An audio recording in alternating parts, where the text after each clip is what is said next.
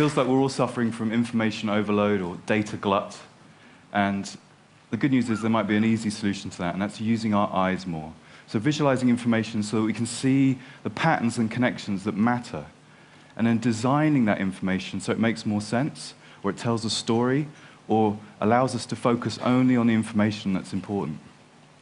Failing that, visualized information can just look really cool. So let's see. This is the billion-dollar-ogram, and this image arose out of frustration I had with the reporting of billion-dollar amounts in the press. That is, they're meaningless without context. 500 billion for this pipeline, 20 billion for this war. It doesn't make any sense. So the only way to understand it is visually and relatively. So I scraped a load of reported figures from various news outlets and then scaled the boxes according to those amounts. And the colors here represent the motivation behind the money. So purple is fighting, and red is giving money away, and green is profiteering. And what you can see straight away is you start to have a different relationship to the numbers. You can literally see them. But more importantly, you start to see patterns and connections between numbers that would otherwise be scattered across multiple news reports. Let me point out some that I really like. This is OPEC's revenue, this green box here, 780 billion a year. And this little pixel in the corner, 3 billion, that's their climate change fund. Americans, incredibly generous people, over 300 billion a year donated to charity every year, compared with the amount of foreign aid given by the top 17 industrialized nations at 120 billion. And then, of course, the Iraq war predicted to cost just 60 billion back in 2003, and the mushroomed slightly. Afghanistan and Iraq mushroomed now to 3,000 billion. So now it's great. Now we have this texture, and we can add numbers to it as well. So we can say, well, a new figure comes out. Let's see, African debt. How much of this diagram do you think might be taken up by the debt that Africa owes to the West? Let's take a look. So there it is, 227 billion is what Africa owes. And the recent financial crisis, how much of this diagram might that figure take up? What does that cost the world? Let's take a look at that. Douche, which I think is the appropriate sound effect from that much money. 11,900 billion. So by visualizing this information, we turned it into a landscape that you can explore with your eyes, a kind of map, really, a sort of information map. And when you're lost in information, an information map is kind of useful. So I want to show you another landscape now. I want you to imagine what a landscape of the world's fears might look like. Let's take a look. This is mountains out of molehills, a timeline of global media panic. So I'll label this for you in a second. But the height here, I want to point out, is the intensity of certain fears as reported in the media. Let me point them out. So this, swine flu, pink. Bird flu. SARS, brownish here. Remember that one? The millennium bug. Terrible disaster. These little green peaks are asteroid collisions. And in summer here, killer wasps.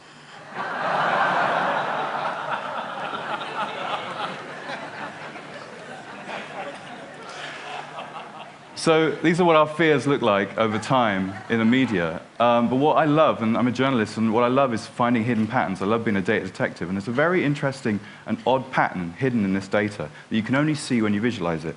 Let me highlight it for you. See this line? This is a landscape for violent video games. As you can see, there's a kind of odd, regular pattern in the data, twin peaks every year. If we look closer, we see those peaks occur at the same month every year. Why? Well, November, Christmas video games come out, and there may well be an upsurge in concern about their content.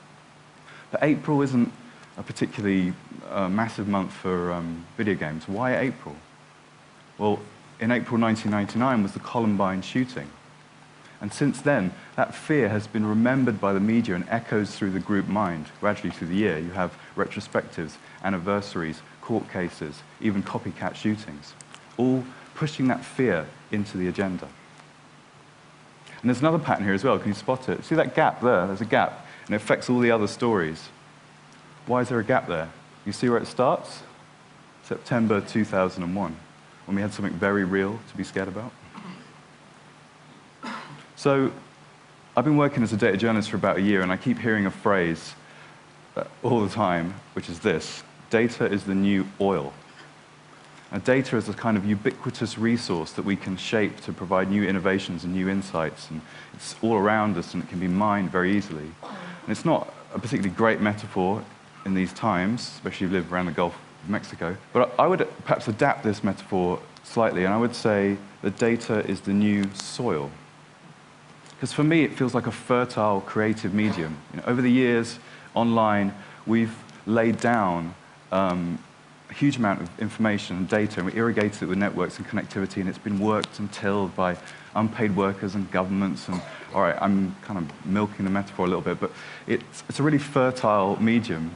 And it feels like visualizations, infographics, data visualizations, they feel like flowers blooming from this medium. But if you look at it directly, it's just a load of numbers and disconnected facts. But if you start working with it and playing with it in a certain way, interesting things can appear and different patterns can be revealed. Let me show you this. Can you guess what this data set is?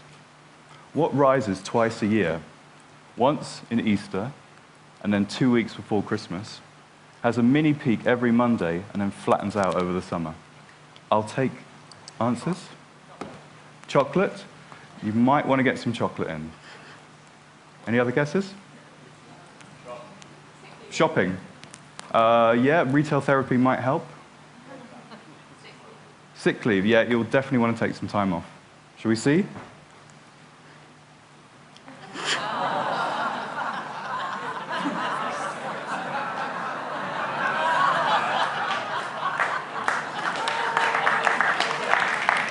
So, information guru Lee Byron and myself, we scraped 10,000 status Facebook updates for the phrase break up and broken up, and this was the pattern we found. People clearing out for spring break.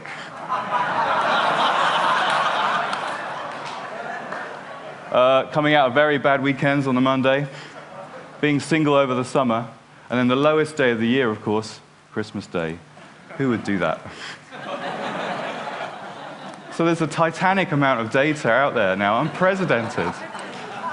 But if you ask the right kind of question or you work it in the right kind of way, interesting things can emerge.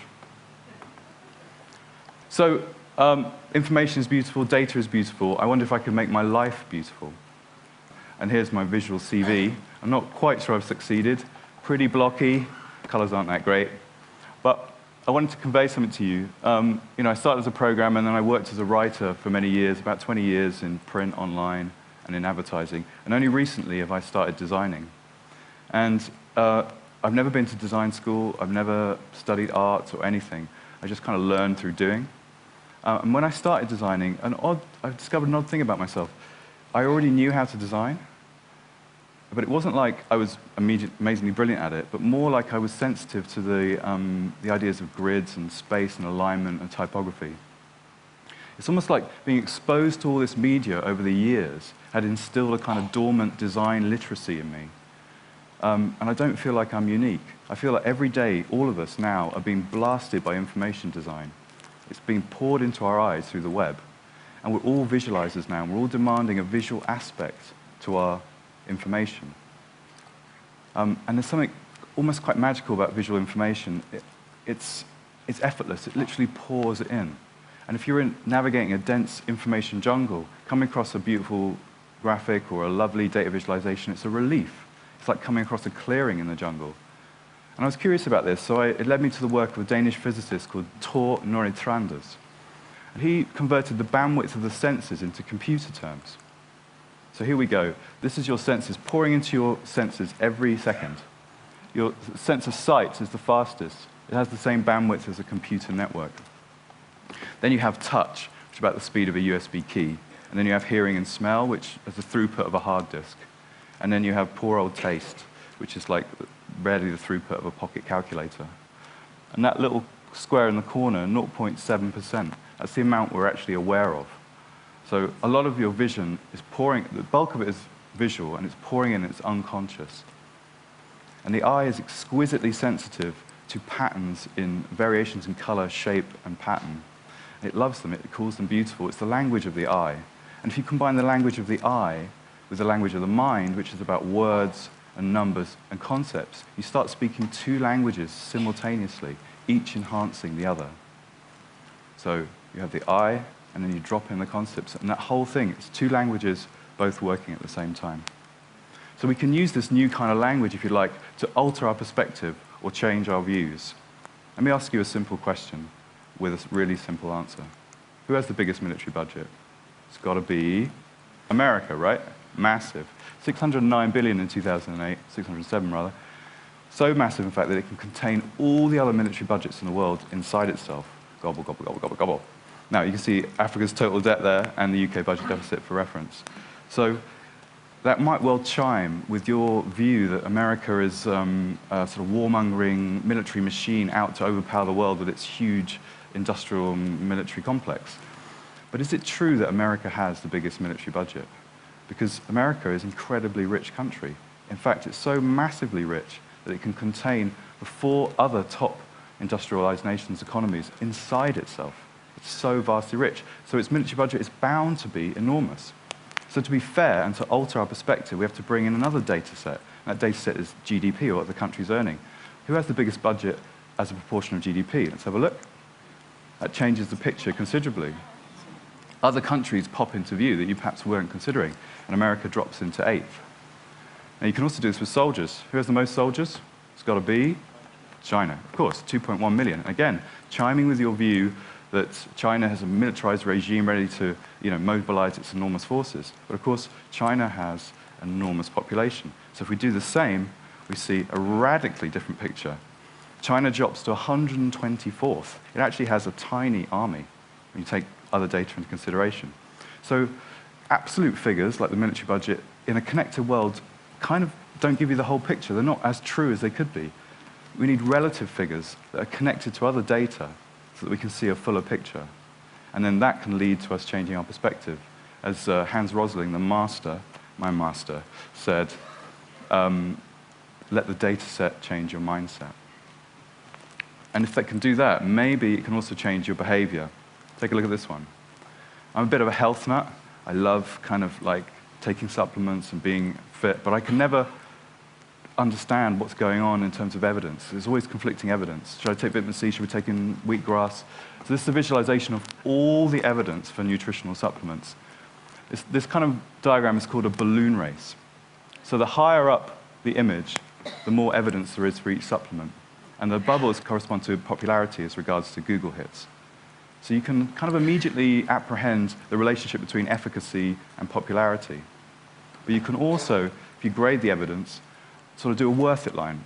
And so supplements above this line are worth investigating, but only for the conditions listed below. And then supplements below the line are perhaps not worth investigating. Now this image constitutes a huge amount of work. We scraped like 1,000 studies from PubMed, the biomedical database, and we compiled them and graded them all. And it was incredibly frustrating for me because I had a book of 250 visualizations to do for my book. And I spent a month doing this, and I'd only filled 2 pages. But what it points to is that visualizing information like this is a form of knowledge compression. It's a way of squeezing an enormous amount of information and understanding into a small space. And once you've curated that data, and once you clean that data, and once it's there, you can do cool stuff like this. So I converted this into an interactive app. So I can now generate this application online, this visualization online, and I can say, yeah, brilliant. So it spawns itself. And then I can say, well, just show me the stuff that affects heart health. So let's filter that out. So heart is filtered out, so I can see if I'm curious about that. I think, no, I don't want to take any synthetics. I just want to see plants and just show me herbs and plants. There we go, all the natural ingredients. Now this app is spawning itself from the data. The data is all stored in a Google Doc, and it's literally generating itself from that data. So the data is now alive. This is a living image. And I can update it in a second. New evidence comes out. I just change a row on a spreadsheet. Douche. Again, the image recreates itself. So it's cool. It's kind of living. But it kind of can go beyond data, and it can go beyond numbers. And I like to apply information visualization to ideas and concepts. This is a visualization of the political spectrum, an attempt for me to try and understand how it works, and how the ideas percolate down from government into society and culture into families, into individuals, into their beliefs, and then back round again in a cycle. What I love about this image is it's made up of concepts that explores our worldviews, and it helps us, or it helps me anyway, to see what others think and to see where they're coming from. And it feels just incredibly cool to do that. And what was most exciting for me designing this was that when I was designing this image, I desperately wanted this side, the left side, to be better than the right side, being a kind of journalist, a left-leaning person. But I couldn't, because I would have created a lopsided, biased diagram. So in order to really create a full image, I had to honor the perspectives on the right-hand side, and at the same time kind of uncomfortably recognize how many of those qualities were actually in me, which is very, very annoying and uncomfortable. But not too uncomfortable, because there's something unthreatening about seeing a political perspective versus being told or forced to listen to one. It's actually, you're capable of holding conflicting viewpoints joyously when you can see them. It's even fun to engage with them because it's visual. So that's what's exciting for me, seeing how data can change my perspective and change my mind midstream. Beautiful, lovely data. So just to wrap up, I wanted to say that it feels to me that design is about solving problems and providing elegant solutions. And information design is about solving information problems. And it feels like we have a lot of information problems in our society at the moment, from the overload and the saturation to the breakdown of trust and reliability and runaway skepticism and lack of transparency, or even just interestingness. I mean, I find information just too interesting. It has a magnetic quality that draws me in. So visualizing information can give us a very quick solution to those kinds of problems. And even when the information is terrible, the visual can be quite beautiful. And often we can get clarity or the answer to a simple question very quickly, like this one. The recent Icelandic volcano, which was emitting the most CO2? Was it the plains or the volcano? The grounded plains or the volcano? So we can have a look. We look at the data and we see, yep, the volcano emitted 150,000 tons. The grounded plain would have emitted 345,000 if they were in the sky. So essentially, we had our first carbon neutral volcano. Yeah.